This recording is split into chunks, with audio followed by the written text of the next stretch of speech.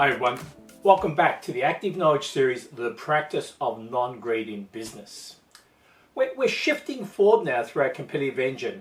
We have worked on the core, that core competitive strength, that energy which I need to be able to compete effectively and to my full potential. We're now shifting forward and we're going into the area which I simply call focus. It is about a customer focus, it's about a capability, and it's about a competitive strategy. It's about delivering on our purpose. This becomes quite important because often if we don't have that correct focus, then we weaken the competitiveness of our organization. That core begins to weaken. The context of our vision, our purpose, our motive, the culture just begins to weaken. The relationship between leadership and employees begins to weaken because we're not sure where we're going to, why we're going there, and it doesn't align with why we believe we exist. So this domain of focus becomes quite important. Just popping up on the screen is our competitive engine, and we're looking here at the core, the section we've covered. This is, as I said, my core competitive strength. With that locked down and beginning to strengthen, we then step forward and say, let's just now reaffirm and define where we're going to. Now, of course, this comes out of purpose. If I don't have a clear and succinct purpose as to why my organization exists, and remember, purpose lies in customer need, fulfilling a need for today and into the future for tomorrow. If I don't have that clear, it's very hard to lock down the customer focus, to uplift capability, to support competitiveness, and to allow those two to come into the strategy. So it's important that our core is settled before we begin to step into this area of focus. So this is the domain of focus with those three elements in it. And we're going to focus today in chapter 8 on customer focus, which is a bit of an interesting one because you would think almost any business would have a very clear sense of who their customers are, what their customers need, the value we as a business deliver. But I question that, and I question that because often we trip over our own feet, again because of the profit motive and the desire to achieve a budgeted outcome, and trying to balance that with our ability to compete effectively and to provide value to our customer. And this is a lot more than just the price we charge. So we're going to step into the area of customer focus today, and we're going to pull this apart. It's, in one sense, I say we're going to try and benchmark the way in which you think about your customer against where it needs to shift to really give you that competitive edge and allow you to outcompete. So as we go through today's presentation, just reflect on the points which are being raised against what you're doing and begin to try and see there is a difference there. It is not the same as I'm doing. How do I begin to adjust? And this becomes a very important area. There's a whole range of things I'm going to try and touch on today just to begin to tease out this area of customer focus. I wouldn't mind just starting by defining what I think customer focus is, then step forward and just begin to look at an expression which you hear quite often. Of course, our customer's number one, and just tease that out a bit. Then come back into and look again at customer focus and begin to unpack that a bit further. I'd then like to step forward and just say, so when we're competing in the marketplace, what are we actually competing around? And my belief is we compete around customer value, and we need to speak about what that represents and how we identify that and why that is the way in which we go into the marketplace. I'd like to step forward as we go through customer value and just begin to say, do we actually understand who our customer is? Have we defined that well? And the reason why I say that is often I hear the expression when you say, who's our customer? You get this silly answer on the other side, anyone who buys from us. Not the case. I would then like just to tick off a couple of points. There's a myth, I believe, in the strategy world about mature businesses. We just want to settle that and close that out. No such thing as a mature business. I want to talk about the importance of imagination and being able to see into the future. I'd like just to lift up an alternative to the way we think about costs and cost reduction, because that often cuts across our ability to compete effectively. And I just want to close out by just settling back on the language which I use in this area, which is a relentless focus on the customer, and just talk about what that means. So it's a lot we're going to try and cover today, and ask you to bear with me as we move through this. So let's start in our first section, customer focus. What do I mean? And excuse me for challenging you in this. Are you in the business of profiteering, or are you in the business of meeting the needs of your customer? The reason why I say that is I don't think you can blend the two together and say we're here to make the best profit we can, and of course we're here to provide value for the customer, because typically they trip over each other. It's not the egg and the chicken, but let me express it this way. If I focus on the value I deliver to my customers and I begin to outcompete the marketplace, profit will come. If I begin to focus on profit all the time and trying to reach budgets, I will, as an outcome, be cutting back on the value I deliver and undermining my competitiveness. And it comes back to this expression of faith. Do I have a faith in my business and its ability to compete so I can lean into winning the game and knowing I can win? Outcompeting others and knowing the profit will be there? Or am I a little bit nervous about all of this and no, let's just keep an eye on the numbers? So when we talk about a customer focus, we're talking about very clearly customer first. Not profit first, customer first. And that requires placing the customer at the center of your business, and everything else orientates itself around that. The customer, their needs, the value. That is what we begin to think about. And when I talk about the customer, I'm not so much talking about a person or a group of person. I'm stretching that out a bit further. I'm saying I'm actually interested in their needs and the value I can deliver into that. Not the person, their needs and the value I can deliver into that. So this ability to achieve this customer first, this customer focus is often stymied, blocked, sidetracked by budget, profit first motive as I call it, and cost reduction initiatives to deliver a profit outcome. That's one aspect which we're going to look at very carefully and make sure we don't trip over that. The other one is sometimes we tend to look and say, there's my customer, here is the lens of my product, how do I sell my product to that customer? And that again is going to be very limiting. I understand I have products, I have services, I want to try and sell them in, but you actually need to step around the other side and you need to begin to say, okay, I'm now in the customer's shoes, I understand their needs.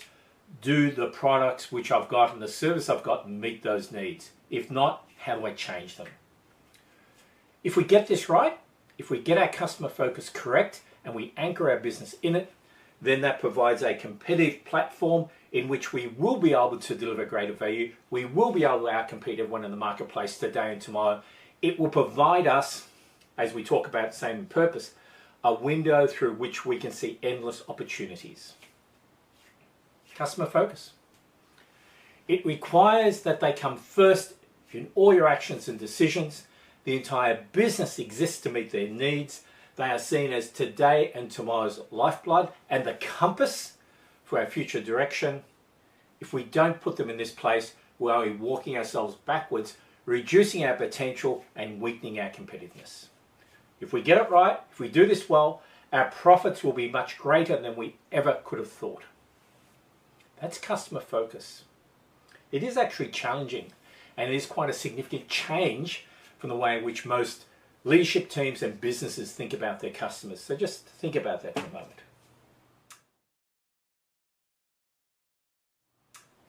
Stepping forward. The narrative you hear quite often is your customer first. Of course, the customer's number one. And honestly, I've got to say, in most cases, when you see that, when you hear that, the customer is not number one. Is the customer number one? Do we put them first? Or are they actually a means to achieve our budgets? Of course, my customer is important because I need to make sales to them at a good margin so I can achieve my profit outcome. Maybe we can cut some of these costs back. Yes, it's going to change that. You know, the language which you often hear is shrinkflation. What I used to get 18 months ago is now less as a customer, but the price is going up. If the customer's number one, then we lean into value and we work on the basis if we deliver more value and we compete well, profit will be there. If we try and lean into profit and say at the same time, but the customer is number one, it does not work. You cannot have both. So I'll challenge your statement, the customer comes number one, by saying, how do you make your decisions? How do you make your actions? Where are you leaning into? And we'll see this as we begin to talk about the customer focus and the capability and the strategy, how they articulate themselves out. Is the customer number one? Does the customer come first? Or are they just a part of the mix, the formula which you work to achieve a profit result? Pause. Think about that question. Let's continue the journey forward now into customer focus. Okay, what's it look like? You're telling me I need to put the customer first and allow profit to flow from that. What does it actually look like? Well, it's not things like customer service. And I think in most cases, customer service is an aspect of my delivering value, but nothing more than that, a very small element. So what does a customer focus reflect? It reflects the way you think, the way you organize your business, the basis upon which decisions are made. You will hear it and you will see it in your conversations. When you have your leadership team in your management meeting, do the financial statements come out and we look about how we're achieving our sales, our gross margins and our profit, and are we on line for our profit? And if so, or if not, I should say, what do we do to increase that profit? If that's your conversations, then the customer is not coming first. If you come into that leadership, that management team meeting, and you say, so what in actual fact is the value we're delivering? What's the feedback we're getting from our customers? How are their needs changing? What's happening in the marketplace? All sorts of different things, technology, etc., where we can lean into and improve the value we deliver. And are we getting that message out? And if we do, profit will be there. Two different conversations. So customer focus, the way you think, the way you organize, the way you make decisions. Your customer focus ties back to your purpose. And if I actually have a purpose in my organization, a purpose built around customer need, then there's my linkage. Here's my focus, here's my purpose, they tie together. If I don't have a purpose based around a customer need, whichever way that may express, it's very hard to get a customer focus which you can anchor yourself into. Here's some language. We as a business are here for a purpose, and that purpose is to meet ABC needs in the marketplace. We compete around the value we're able to deliver to the customers who have those needs. If we compete well, if we outcompete others in the marketplace by delivering greater value, profit's there. Profit is important, profit is vital because it allows us to meet those needs well and to invest in the future of those needs and to continue to grow. There's a language which is putting the customer first. But remember, it's born out of purpose, it's sustained by motive, and you almost have a language which says, better every day is my mantra. Better every day, greater value to my customers every day. So if you're trying to search and to say, what's my customer focus? Do I actually have a clear focus on my customers? Here's some of the questions you may be asking yourself. Do we actually have a purpose? Does that purpose link back to why we're originally formed? If I don't have a purpose, or I'm not clear on that, I'd actually go back to the origin story of the business and say, so why were we formed? How was that articulated? Can that give me some ideas? Can I anchor? Can I anchor my sense of who my customer is in that purpose and articulate that? Okay, that's my customer. What are their needs? What are their needs today? What are their needs tomorrow? Am I meeting those needs better than anyone else? What's the value I'm going to deliver into those needs? And of course, value is a complex matrix, but I need to position that so I'm actually delivering greater value than anyone else to that demographic, I'll use that word, of customers I'm targeting. My purpose. What's their need? What's the value I'm delivering? How's that grown over the years? How do I see that continuing to evolve in the future? Hopefully it's linked back to my cornerstone of purpose. Now I'm beginning to tie the two together. Does that sort of help? I know it's a bit messy, but you're getting that sense of how I'm trying to link those two together.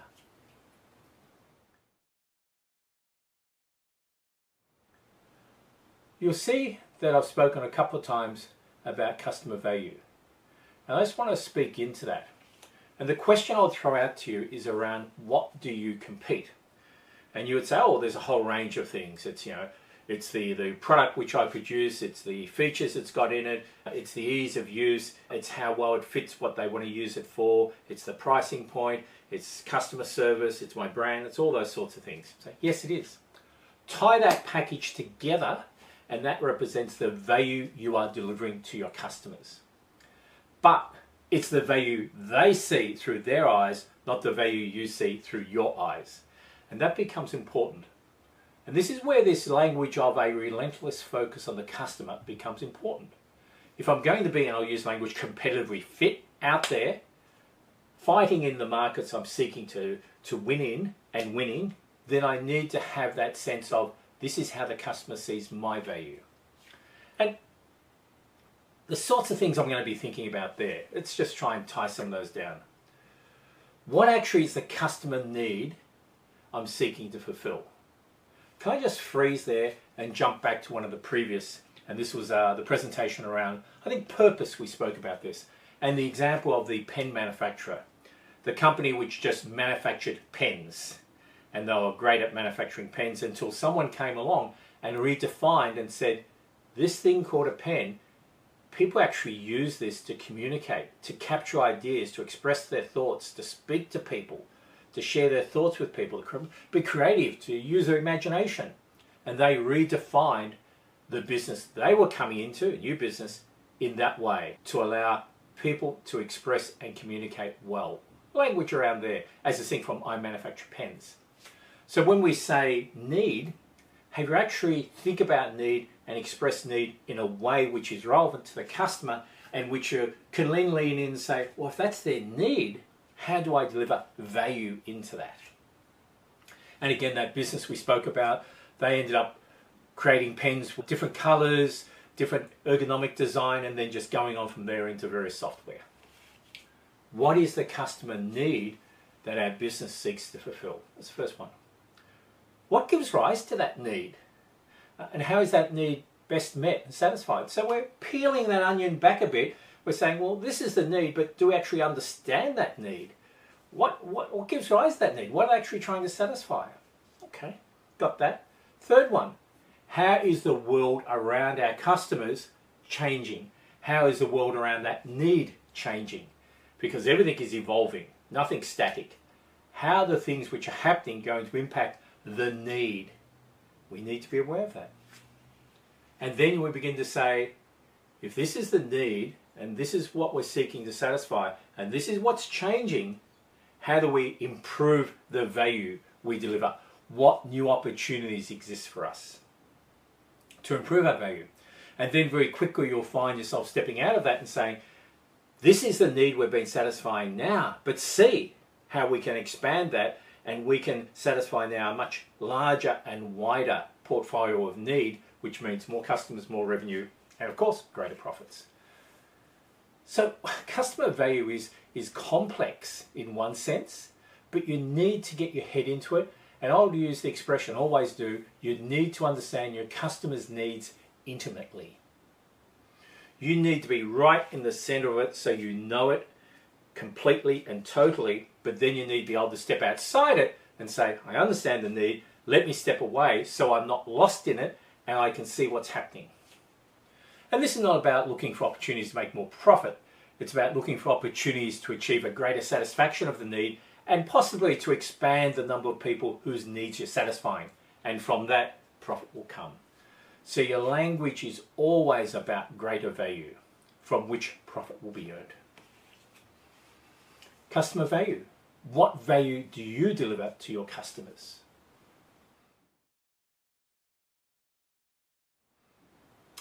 Continuing this journey forward about customer focus, a silly question for you. Who is your customer? And at the beginning I spoke about some leadership teams I've worked with who have said, our customer is anyone who we consult to, anyone who will buy a product. And you go, no, you can't express it that way. So when I ask who is your customer, what we're actually asking is, what needs are you seeking to fulfill? What value can you competitively deliver? You can't just produce a product and say, anyone who wants to buy this can buy it. I sell to the entire world and to anyone. No, no. You've produced a product, if it's going to be competitive in the marketplace, which is leaning into and meeting specific needs. And I'm looking at the expansion and the growth of those needs, the evolution of those needs, and developing the products as we go forward. Who is my customer? I answer that by saying, they are people who have these needs, and this is the value I deliver. So the way you should be expressing who your customer is the first thing I say is, what's your chosen marketplace? What do you mean? We'll come back to that. But what is your chosen marketplace? Can you define the boundaries of that marketplace? And can you then recognize change which is occurring in that? This is who my customer is. So let's just go through each one of those reasonably quickly. First one is, what's my chosen marketplace? What I mean by that is it has to be deliberate. It's not anyone who comes along. Initially, that marketplace has probably been defined by the business which was formed, your origin story, and the purpose which is sitting in there. Probably has changed since then, depending on how old your business is, how many years it's been around for, and how much it's grown. But I need to think about my chosen marketplace and say, need. This is the need I am seeking to fulfill. That's your starting point. We're going to expand that circle out. Don't necessarily look at it through the lens of your product. Look at it through the lens of your customers and their needs. What is your chosen marketplace? Second, can we now begin to draw some boundaries around that? So I've gone, this is the market, this is my chosen marketplace, this is the sort of the need I'm seeking to fulfill. Now let's begin to draw some boundaries around that, because we need to be able to compete. It's not a strong, hard, can't cross this line. It's a dotted line which draws everyone's focus into a specific, I'll use the word again, domain. This is the domain of my customer. So, how might we express this? Well, let's be clear. What are the actual needs I'm seeking to meet, and what are those needs used for, if I can use that expression? Demographics. Are there some specific demographics of the persons who normally have these needs which I can express? And I may be carving out a specific group of people. What are the products and services I'm going to deliver into these needs? What value am I seeking to provide? What's the geographical market? Is there a boundary? Is there pricing points? What's the channels which I'm going to use? So you can see I've gone from, this is my chosen marketplace, I've now gone a level, I've gone in deeper, and I'm now actually beginning to draw that boundary. And then I can begin to say, okay, I have a much clearer view now of who my customers are. What's changing? And there's a couple of aspects to that. Once I have this crystal clear view of my chosen marketplace and the boundaries, I can begin to look at what may be changing in our world which will impact that, important for opportunities, value and competitiveness. But I can also say, who is playing in my marketplace? Who are my competitors who are playing in this space? Not this big space, but this space which I've now defined quite clearly. This is my customer. Who else is playing in that?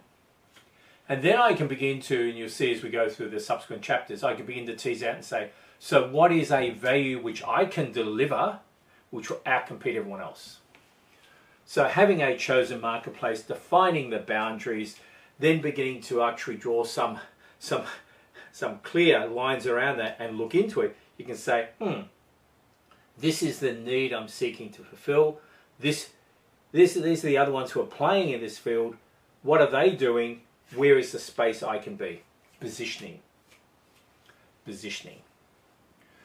Of course, once I begin to recognize change, I then begin to say, where can I shift myself to? So again, having gone in from chosen market to boundaries to what I simply just called change, customer needs, the demographics, technology, government intervention, government spending, the economy, overseas competition, all these things are going to represent change. I'm going to be tracking those.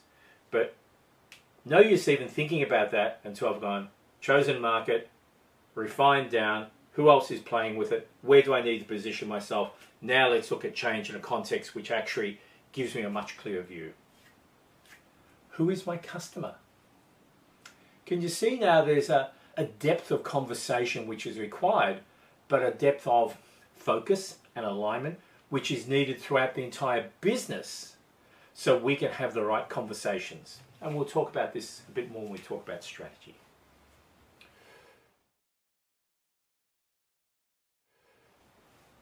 I just want to touch on a couple of points just to clear them out. The myth of the mature business, I call this. In the world of strategic management theory, there's a language which is kicked around that there's businesses which become mature. So coming up on your screen is basically a life cycle of a business. We've seen this before.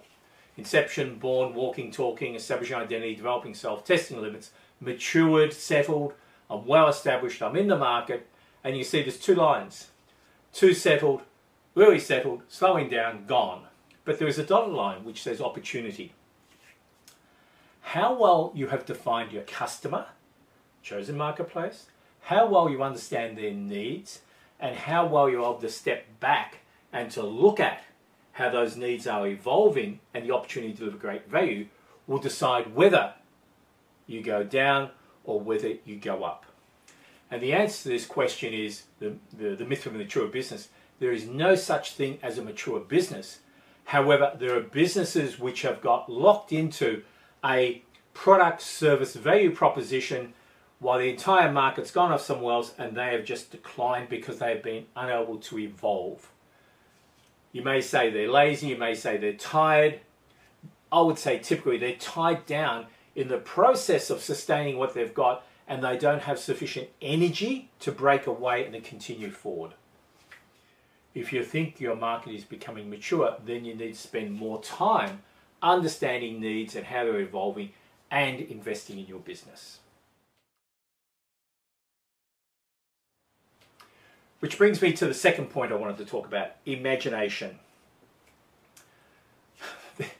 There is a need for you to have in your business an imagination, a creativity, a spark, an ability to look into the future, not see the future, but create that future, to craft it. Often, some of the greatest opportunities which are available to you are simply missed because I do not have my eyes up and I am not looking. I have not created the DNA in my business which allows the competitive engine to exist, and therefore I've squashed imagination, creativity, and the ability of people to bring their potential to the table. When you think about growth, do you think about sales, margin, and profit? Or when you think about growth, do you allow your imagination to, I'll use the term wander, and to say, what's possible? Where can we take this to next? Let's begin to take some of our profits and invest for the future, for tomorrow. Because if we don't, we won't be here tomorrow. And you have to deconstruct and reintegrate. You've got to look at the value, you've got to look at the need, you've got to look at what's changing, you've got to look at what competitors are doing. You've got to say, where to next? Where to next? You are growing from your purpose, you are growing from the core competitive engine, which gives you the strength to be adaptable and to shift, and you are focusing very much in on the customer and saying, where do we go to next? Imagination. The last point here, there was 3 points which I just wanted to touch on. There was about that mature business, there was imagination, and the third one was cost reduction. We often trip over our own feet. Cost reduction programs will cut across your customer focus. And I don't wish to be rude or impolite, but when you see leadership teams saying, let's begin to slice and dice and reduce that cost down, then you've got to say, leadership team have made a mistake because they've allowed their costs to go to a level where they now have to shift them down. They have not foreseen the future and made progressive adjustments. It's not that cost reductions can't happen, it's you need to recast them, reposition, reimagine them. If you allow your costs to get out of hand, then it's a failure of leadership, and we don't want that to occur. So I use the expression cost optimization. Your DNA should be about cost optimization. And what's that mean? It means I'm spending the right amount of money in the right places to deliver the customer value I need. The customer value based upon how I intend to compete effectively in my marketplace. I need to be keeping a very tight hand on the drivers of costs and understanding them. I need to be making strategic decisions as to where money is being spent. I need to develop, and this is a bit of strange language, a culture of cost saving. And I need to build cost structures and an organizational structure which is adaptable and can change rapidly and quickly. Every member of the leadership team has to be invested in cost optimization. The entire organization has got to have a culture of saving. Bureaucracy doesn't support this well. I'm building my empire here, you're building your empire there. My empire is defined by how big it is, which means I want to spend more money. No. You want a culture which says we actually don't have to spend this because it's not going to deliver the value we need for our customers. It's a fundamental shift in the way in which you think about spending money. Cost optimization is spending the right amount of money in the right places so as to build and sustain the competitiveness of your organization.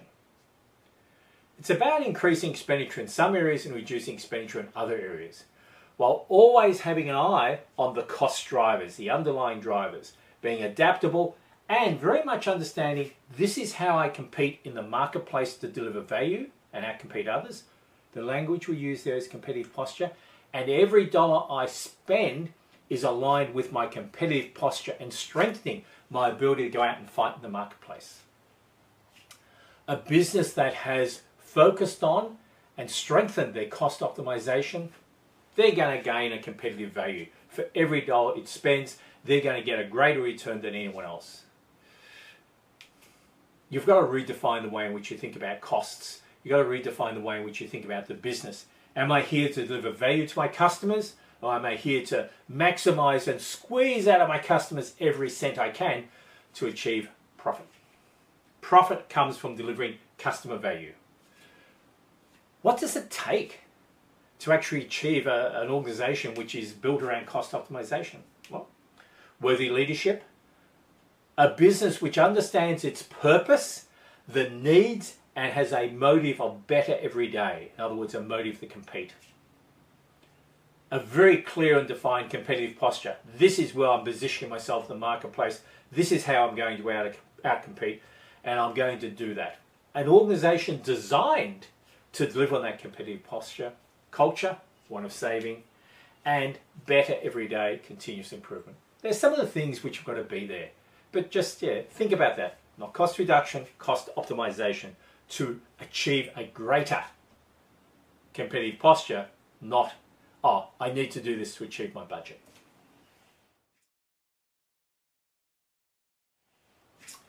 So coming to the end of our discussion on customer focus, a relentless focus on the customer means what? A relentless focus on the customer's need and the value I deliver into that and what is changing which will allow me to deliver a greater value, even more every day. A business that has a relentless focus on the customer is one where its sole reason for existing is meeting its customer needs. Challenging statement.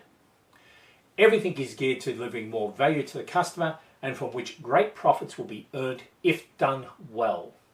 Profit is merely an outcome, one of the outcomes of competing effectively. It's not the greatest measure of success because if I compete well, profit will be there. The analogy I've used before, if I am a sporting team, I go out and say, we're going to do whatever we need to do to get that prize, that medal, that first place. We're going to beat this team. No, it's the wrong language. You need to say, we need to go out there and play our best game. We need to train to be able to play our best game anytime, anywhere, all the time. And if we do that, we will win. It's about getting that process in one sense right and knowing the result will be there. Not chasing a result and distracting myself from the process. A relentless focus on the customer, knowing who my customer is, knowing how the market is changing, delivering more value than anyone else, understanding what that value represents, my competitive posture, and delivering on that is what I need to do.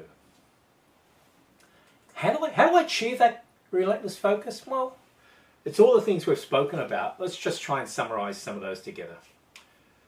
Relentless customer focus. Develop it, sustain it. What do I got?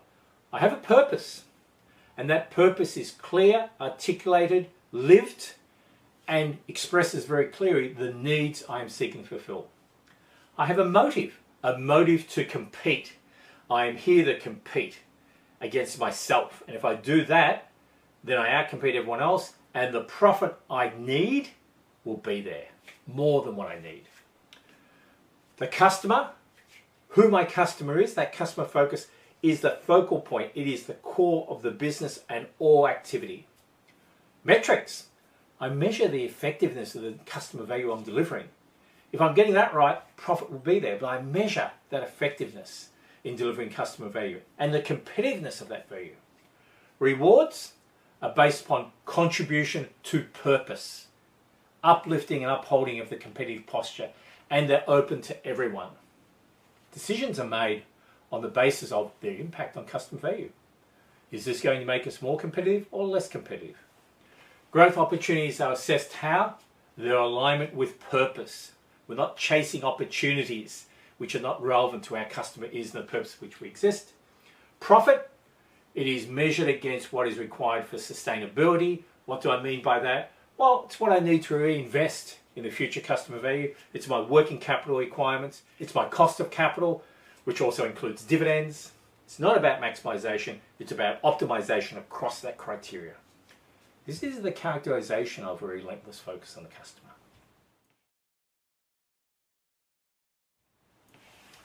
So let's just close out. I'll just read this to you from one of the guides. A relentless focus on the customer provides the cornerstone for the enduring success of your business. It ensures your business never loses sight of their customer needs and what the business must do to remain competitive. It delivers a continual path for growth with new opportunities always emerging.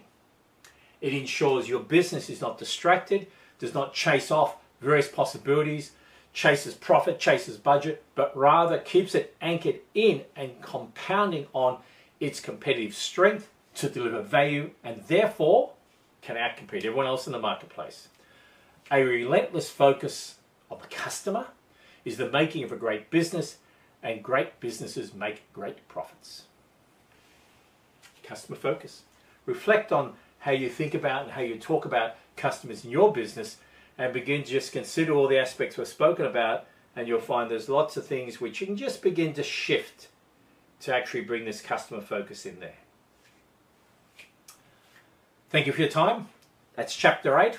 We're closing out on that. We're going to move forward and look at chapter 9, it'll be, I think, must be, if that was chapter 8, which is about capability. And it's this blending between customer focus and capability. And capability actually helps me define focus a bit, but then that leads into strategy. So I hope to see you again soon as we begin to look into capability and its importance. Thank you very much. Thank you for being here today. Everyone, it's Sally here. I work with Richard. You will see coming up on the next 3 slides. Firstly, a URL link if you are interested in purchasing Richard's guide to the competitive engine, titled Compete, which is a 274-page full-color guide in either printed or a digital PDF format, or both if you wish. Secondly, a URL link to Richard's library of some 500 articles on the various elements of the competitive engine and more that you can access freely. And thirdly, there is an email address for any questions you may have. These are great resources, and I commend them to you. Thanks everyone for joining us today, and I hope to see you again soon.